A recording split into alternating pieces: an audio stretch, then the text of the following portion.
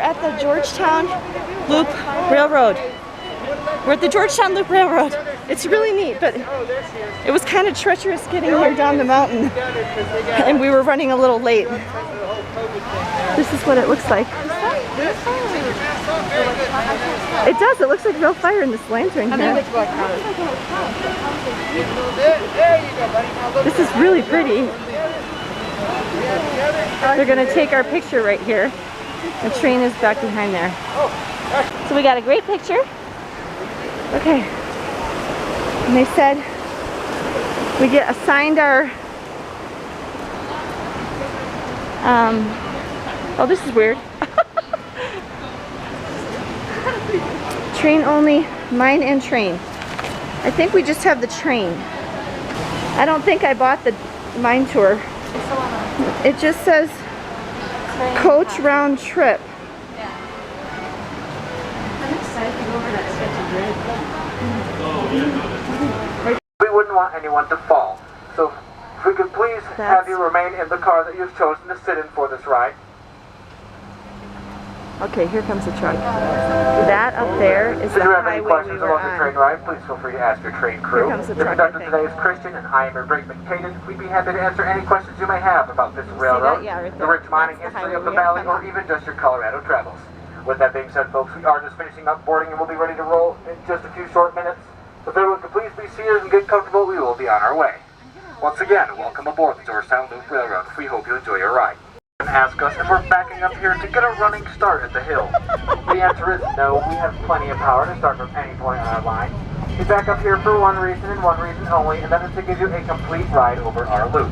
You see our tracks extend only a few hundred feet beyond this point, just beyond the lower half of the bridge, and there we will stop momentarily before beginning our uphill ride to Silver Plume. Now, if we didn't back down to the edge of these tracks, we wouldn't be completing the loop in the Georgetown Loop. Being abandoned, and that original bridge went along with it, which was sold for $600. Not a very good return on their investment. $600. The bridge you're seeing today was built 100 years after the original, out of modern heavy-duty steel at a cost of $1 million. In the years of 1983 and 1984. Now, this bridge is at least 5 times as strong as the original bridge, which is a good thing, because the old-timers would say that the original bridge would noticeably dip in the middle and sway when trains crossed over it. Now, we promise you folks that this heavy-duty and modernized bridge will not sway as much. As much?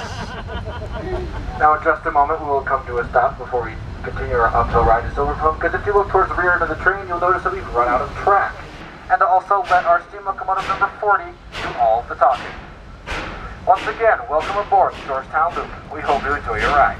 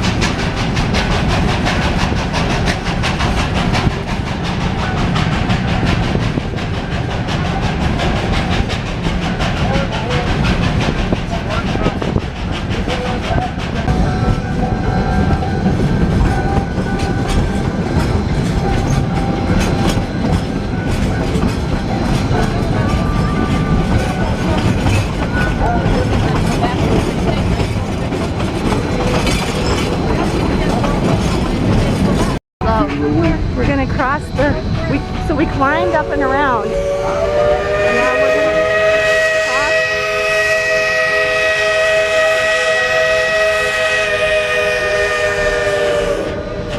we're gonna cross the bridge.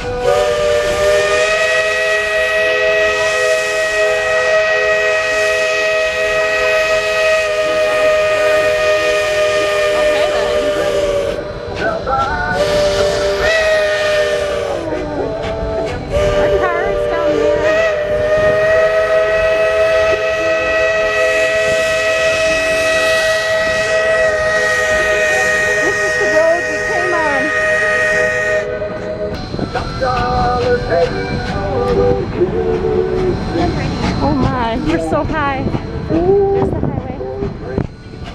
Holy moly. People like fishing over there. Oh my gosh. Oh, I see what they mean by the track. Oh, the track just ended right there, yeah. Are we across yet? I'm kind of terrified right now. But you can see it. Oh yeah, there's the back. They definitely go across it slow. Be careful.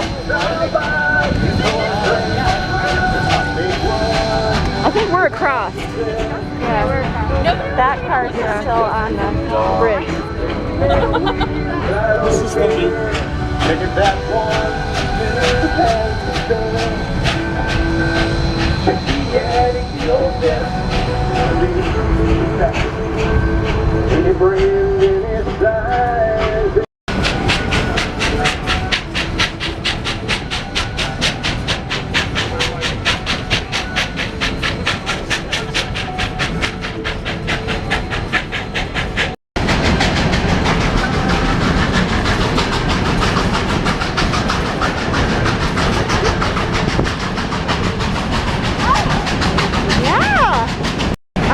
Look at this.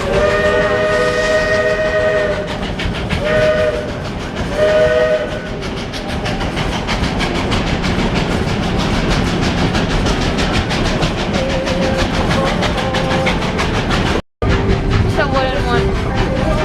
Went over a bridge and past a pretty waterfall. Here's more of the nets. You see these on the highway too? They're to stop rocks from falling. Well, nothing's not down this way anyway, but yeah.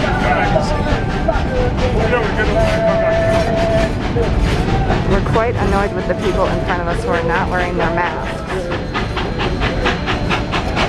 Oh, big room. It is required to wear a mask on this entire ride and they don't have them on.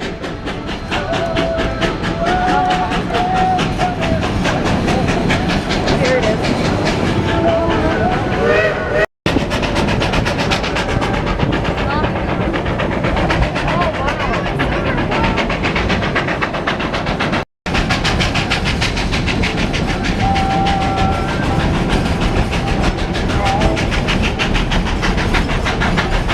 We were noticing that we're higher now than the highway, so we've climbed a lot. Oh, Oh, train park. it's a snowplow. Oh. Snowplow.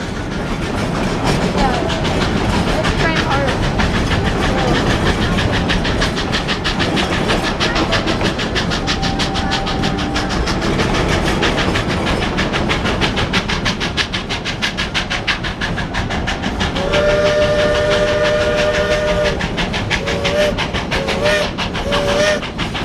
Oh my gosh, we're level with the highway. Oh. I think we saw this train going past right here when we went to Vail the other Mine day. was going down. Yeah, when we were on that side.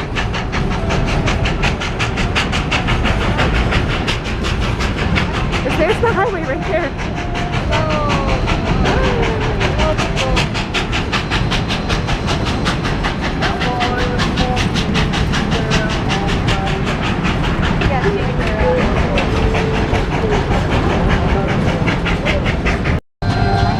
We're slowing down. There's like another little station here. Oh, I saw this earlier. Yeah. Alright folks, as you can see, we are arriving at the Silver Plume Yard and Depot, just as saw this trains did earlier. over 130 years ago. Now here we're going to make a brief 7 to 10 minute station stop so my conductor can go give our engine a 500-gallon drink of water, and then take it along the passing track and couple it into the rear end of the train for the downhill ride. Now this is not the Mine Tour stop. For those of you at the Alps of Mine Tour, that'll be on the next stop on the way down the hill. And while this station is closed, so I do have to ask everybody to please remain on board the train for this stop. While we are stopped, you are free to stand up, stretch your legs, and move around. I just have to ask, please distance yourself from other groups as best you can. A wreath. Maybe it's for some kind of Christmas train or something. Yeah, it's like a little gift shop there. Okay, so we're at Silver Plume Station. It's a closed.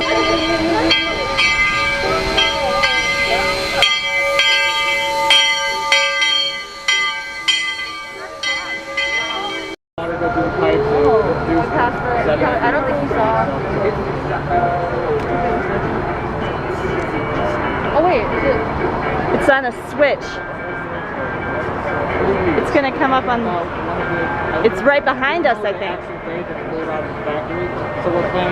Yeah, it went on the switch and pulled up behind us. We just realized that that was our engine that went past, and now it's pulling us the other way. Also known as the Georgetown. The first mountain railroad in this area was the Colorado Central Railroad, which began in Denver in 1870. It came west, following clear creek through the towns of Arvada, Golden, Idaho Springs, and finally reached Georgetown in 1877. This lady here, Though only a stub and branch line from coming with Denver, the bag, this railroad has was our very profitable photos. in the early days, bringing miners, their families, and supplies to the mountain community, and taking the rich gold and silver ore completed along with the tracks facilities we bought our below, picture. which were finished in time for the 1985 season. $20, and it comes with 2 The rebuilt keychains. Georgetown Loop Railroad has been in operation ever Megan since. doesn't like how we look, but we look hot and sweaty, but it's a really cool background. Called the ballpark. In the early days, there were no trees in this valley, and all the clear cuts, the buildings, cabins, mine structures in for firewood. So the miners and settlers of the mountain community built themselves they're a big talking ball to each diamond other. picnic area here, and often enjoyed the weekends watching ball games and having picnics. Wow. Perhaps they were the original Colorado Rockies baseball team. But And I'm look, not the sure engine's they created backwards. Rockies, you see, they were playing in the minor leagues. Here's the other bridge. Now our railroad, but the original GBNL is narrow gauge. That means that the rails are only 3 feet apart. Most railroads in our country, like Amtrak and Union Pacific, use standard gauge, so the rails are 4 feet deep and half inches apart. Narrow gauge is far more practical for mountain railroading because the smaller cars are able to navigate separate curves like the one. For those of you who do not have the Mine Tour and do not have pink wristbands, please stay on board the train as the Mine Tour is sold out for the foreseeable future and you cannot purchase tickets here. Oh wow. So we're stopping at the Mine Tour. Only the people who bought tickets to that and have pink wristbands can get off here. And they said there's no tickets for the foreseeable future. So they get off here for some tour through a mine. And I don't know how they get back. It's only 70, Megan just checked, but it is really hot sitting here in the sun. We kind of wish we'd chosen a covered. They asked us, do we want to be... I didn't realize that this was an option. We thought we wanted to be outside. We didn't want to be in one of those interior cars. But it's really hot in the sun. We hope we don't get sunburned. Okay, I see now. There were people waiting to get on our train from an earlier mine tour. So they must have gone on an earlier train, and then when their mine tour was done, they waited here at this station, and now they got on our train to take it back to the main station. So these people we just dropped off here must get on a later afternoon train to get back. It does mean that we are about to cross the bridge again. For those of you who are nervous about crossing the bridge, I do have a suggestion for you. If you look down onto the floor of the car you're sitting in, you're bound to find a small pebble. Pick that pebble up and roll it in between your fingers, and that way you may feel a little bolder. Now this bridge is 300 feet long, about the same as an American football field, and has an 18.5-degree curve. This bridge may look level to you, but it is built on a slight grade of just more than 2%, which means that the end we start from is 6 feet higher than the opposite end. Off to the left side, you'll see the Devil's Gate boarding area where you boarded the train today, and off to the right is the town of Georgetown. For those of you on board who are not afraid of heights, once we get out onto the bridge, if you look straight down, Clear Creek will be 100 feet below you. No. The lower tracks of the loop will be 75 feet below.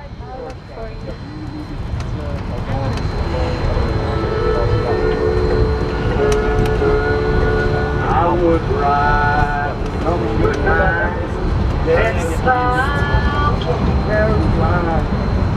This is scary. We're really, really high. The brakeman right there is definitely doing something. He's checking the brakes, like constantly, and communicating with the engineer. So we're actually curving and going down.